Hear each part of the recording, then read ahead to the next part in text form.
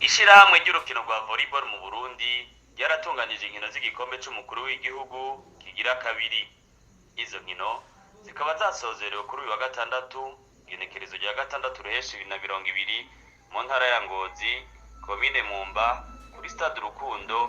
Mbere izo nkino zikaba zatewe iteka n'umukuru w'igihugu nyenicubahiro Petero Nkurunziza.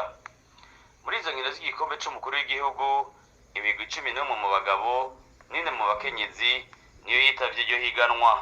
Mu rukino rwa nyuma rw'abakenyezi hatanye mu mitwe Gender Light Club n'umugwi wa Muzinga.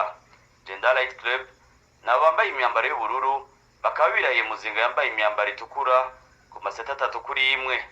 Urukino rwari rurindiriwe na benshi, rwahujije Amical bambaye ibara risa na bleu ciel hamwe na Rukinzo y'igipolisi yambaye zisa n'icatsi kibisi.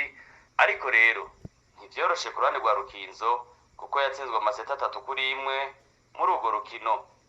OPC 1 Kabura Cassien amenyereza Rukinzo yaratubwiye icabuze kugira umugwi wiwe uronke intsinzi.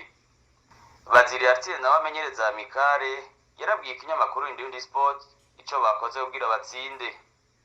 Ikinyamakuru canyu Indundi caciye cegera abakinyi bamaze imyaka myinshi ariwe Dr Stix Nderagakuru wa Amical Sportive de Bujumbura na Ntwari Trésor wa Amical, batubwira ko babonye izo nkino. Ku ruhande rw'ishirahamwe rya volleyball mu Burundi, Gordier Iradukunda rirongoye yarashimye urugero volleyball igezeko, yongera ashimira babafashe mu mugongo. Haciye hatangwa ibikombe ku migwi yigenjeje neza ariyo Amical Sportive de Bujumbura mu bagabo na Gender Light Club mu bakenyezi. Haca hatangwa ubushimwe butandukanye ku migwi yitavye iryo higanwa. Ishirahamwe rya volleyball yarashimiye umukuru w'igihugu kuko ngene yitangira inkino muri rusangi na cane cane urukino rwa volleyball.